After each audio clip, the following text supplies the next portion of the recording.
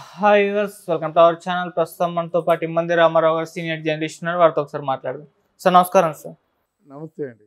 Sir Balakrishna గారు, చిరంజీవి గారు ఒకే వేదికపైకి రాబోతున్నారు. సార్ అది కూడా బాలకృష్ణ గారు సక్సెస్ఫుల్ ఇండియా షో అన్స్టాపబుల్. ఆ షోకి ఇప్పుడు సీజన్ 3 స్టార్ట్ అవబోతుంది. చిరంజీవి గారితో మొదలు పెట్టబోతున్నారు. చిరంజీవి గారు ఆ షోకి రాబోతున్నారు అని చెప్పేసి వార్తలు అయితే సోషల్ మీడియాలో వైరల్ అవుతున్నాయి. సార్ ఇప్పుడు మ్యూచువల్ ఫ్యాన్స్ అందరూ కూడా ఒక ఖుషిలో ఉన్నారు. ఈ వార్త నిజమైతే ఎంత బాగుంటుందో అని. మరి నిజంగా రాబోతున్నారా? ఎలా ఉంటుంది సార్ బాలకృష్ణ గారు అండ్ చిరంజీవి గారు ఒకే వేదిక పైకి వస్తే? అద్భుతంగా ఉంటుంది. ఇద్దరు రైవలరీస్ కదా, ఒకప్పుడు పోటాపోటీగా ఉన్నవాళ్ళు. ఇద్దరికి పెద్ద ఫ్యాన్ ఫాలోయింగ్ ఉంది. ఇద్దరికి మాస్ పిక్చర్లు చేశారు.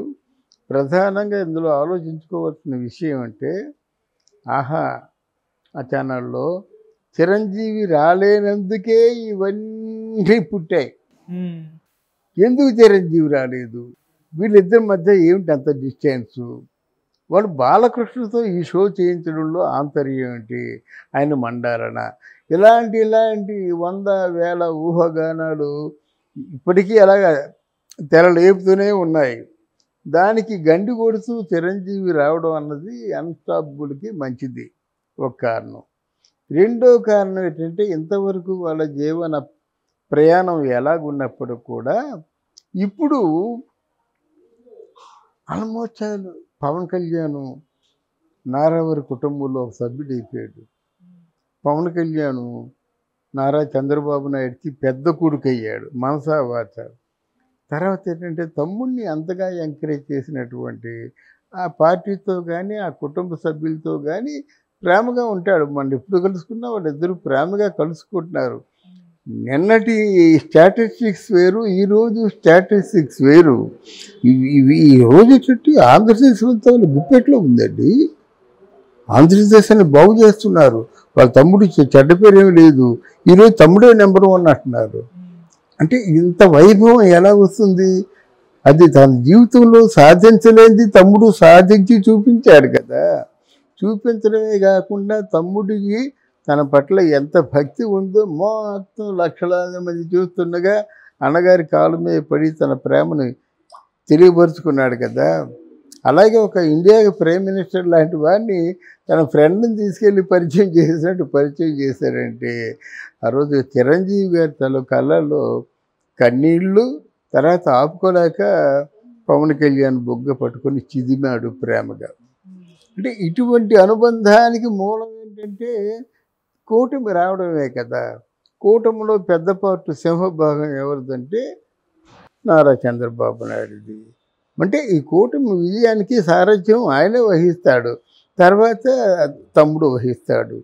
గనక ఇప్పుడు చిరంజీవి ఇన్ని కారణాల చేత అక్కడ యాంకరు మన బాలకృష్ణ గారి కనుక ఎటువంటి అబద్ధాలు, ఒక పక్క తనకి బాలకృష్ణకి మధ్య దూరం ఉందనే అంశానికి తెరవేస్తూ, ఒక పక్క తనకి మన అరవింద్ గారికి దూరం ఉందనేటువంటి ఊహాగానాలు తెరవేస్తూ ఇద్దరూ హాయిగా కమ్మగా కబుర్లు చెప్పుకొని, అంటే ఇద్దరు అభిమానులకు కూడా కన్నులు పంటలా ఉంటుంది. ఓకే సార్, అంటే ఇప్పుడు ఈ వస్తున్న వార్తలు నిజం ఉందంటారు? నిజంగా రాబోతున్నారు లేదంటే రూమర్సే క్రియేట్ అయ్యాయి? లేదు, రాబోతున్నారండి. రాబోవడం కరెక్ట్, రావాలనే కోరుకుందాం. రూమర్ లేదు. మన ప్రసన్న కుమార్ చెప్తే బాగా ఆథెంటిక్గానే చెప్తాడు. నాకు కూడా మంచి ఆత్మీయుడు కనుక చెప్తున్నాను నేను. రూమర్ మనం అసలు ఆలోచించుకుంటే ఒక రూమర్ని మనం ప్రచారం చేస్తే మనకేమవుతుందండి? మన క్రెడిబిలిటీ పోతుంది. కనుక జరిగే మాటలు, జరుగుతున్న మాటలు, జరగవలసిన మాటలు మాట్లాడుకోవాలి. కానీ మన శిక్షణ ఇక్కడ ఎందుకు కెమెరా ముందు? అందువల్ల అది యథార్థం.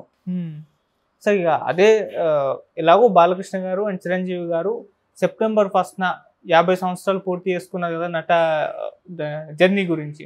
సో ఆ స్టేజ్ మీద కూడా కలవబోతున్నారని చెప్పేసి వార్తలు వచ్చాయి. మరి అది ముందు ఉంటుందా, ఇది ముందు? అది ముందు కన్ఫర్మ్ చేసుకున్న వార్త. ఎందుకంటే అక్కడ ఇప్పుడు ఇద్దరు కూడా తెలుగుదేశం కానీ జనసేన కానీ ఎవరికి వారు పార్టీ నిర్మాణంలో ఉన్నారు. వీళ్ళ తాలూకు క్రియాశీలక సభ్యత్వాన్ని తెలుగుదేశం వాళ్ళు ఒక పక్క కల్పించుకుంటే, ఒక పక్క జనసేన పార్టీ కూడా క్రియాశీలక సభ్యత్వాన్ని కల్పించుకుంటుంది. గనక ఇటువంటి ఫంక్షన్లు పార్టీకి బాగా ఉపయోగపడతాయి అన్నమాట. ఆయనకి కాకుండా పార్టీకి బాగా ఉపయోగపడతాయి. ఇది ఆల్మోస్ట్ ఆల్ గోల్డెన్ జూబిలీ మాట. 50 సంవత్సరాలు అంటే గోల్డెన్ జూబిలీ.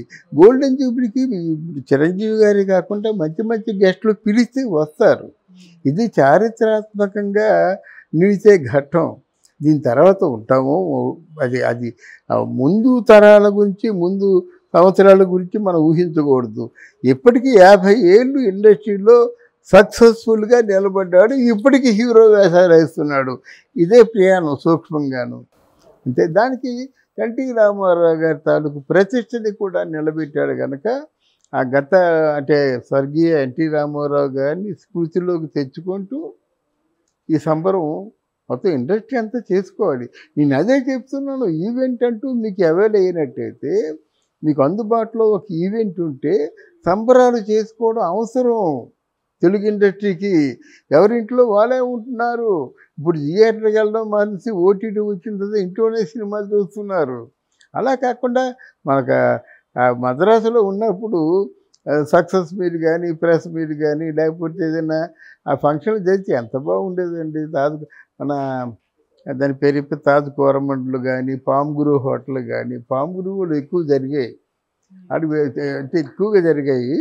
వెళ్తే ఎంత అందరూ ఫ్యామిలీతో వచ్చి కలుసుకోవడం, మాట్లాడడం, కమ్మగా భోంచి ఇంతంత ఖర్చులు పెట్టేవారు కాదు.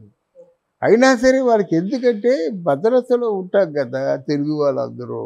ఒకసారి ఫ్యామిలీస్తో వెళ్ళి ఒకరినొకరు కలుసుకోవడం, ఆనందంగా ఉండడం, అదే సంప్రదాయాన్ని ఇక్కడ కూడా మెయింటైన్ చేస్తే బాగుంటుందని చెప్పాం. కానీ అవి వినేవాళ్ళు ఎవరు? సంప్రదాయం అన్నది తగిన మనిషి, తగిన మనిషిగా ఉన్నప్పుడు ఫంక్షన్ ఎలా అనౌన్స్ చేస్తే ఎవరు రారు? రాజమౌళి ఫంక్షన్ అనౌన్స్ చేస్తే ఎవరైనా రారా? తిరుక్కుల శ్రీనివాసరావు అనౌన్స్ చేస్తే ఎవరు రారా? అలాగే మన దిల్ రాజు అనౌన్స్ చేస్తే ఎవరు రారా? ఎవరు అనౌన్స్ చేస్తే ఎవరు రారు? కనుక ఆ సాంప్రదాయాన్ని కొనసాగాలని కోరుకుంటాం. కానీ ఇంకా కొసమరిపేట అంటే ఈ 50 ఏళ్ల ఫంక్షన్కి మరి తారక్, కళ్యాణ్ రాము వస్తారో రారో వేచి చూడాల్సిందే. Right sir. సార్ ఇప్పుడు వేదికపైకే కాకుండా సార్ బాలకృష్ణ గారు, చిరంజీవి గారు వీళ్ళిద్దరి కాంబినేషన్లో ఒక మూవీ రావాలని చెప్పేసి అందరు కూడా కోరుకుంటున్నారు sir. So multi star movie Chiranjeevi గారు అండ్ బాలకృష్ణ గారు, ఇది చూసే అవకాశం ఉందా సార్? అభిమానులు వచ్చే అవకాశం ఉందంటారా? లేదు, చిరంజీవి ఒప్పుకోడు. ఎందుకంటే ఇక్కడ ఆ ప్రయత్నం అరవింద్ ప్రయత్నమే. మీ ఇద్దరితో సినిమా తీస్తాననే ప్రయత్నం అరవింద్ ప్రయత్నమే. నిజాన్ని తీయొచ్చు, కానీ వాళ్ళిద్దరి మధ్య కథ బాడీ లాంగ్వేజ్ వేరైపోతుంది అన్నమాట. ఎవరినో ఒకరిని తక్కువ చేయవలసి వస్తుంది, ఒకరిని ఎక్కువ చేయవలసి వస్తుంది. ఆ ప్రయత్నం చేసే కదా మరి రాజమౌళి ఫెయిల్ అయ్యాడు. అంటే ఆ త్రిపురార్లో ఆటోమేటిక్గా ఏదో 1-2 సీన్లు తప్ప తారక్ని బాగా డౌన్ అయిపోయాడు కదా. ఒకరిని ఎస్టాబ్లిష్ చేయాలంటే తారక్ని ఎవరో ఒకరిని డౌన్ చేయాలి. డౌన్ చేస్తే ఎవరు ఒప్పుకోరు. అదే కదా మరి కృష్ణ శోభన్ బాబుకి మల్టీ స్టారర్ అక్కడే దెబ్బతిన్నది. అలా సక్సెస్ అయిన వాళ్ళు ఎవరంటే ఎన్టీ రామారావు, నాగేశ్వరరావు గారు. తక్కువ సక్సెస్ అయ్యారు, ఎక్కువ ఫెయిల్ అయ్యారు. Okay sir, thank you so much. Thank you అమ్మా.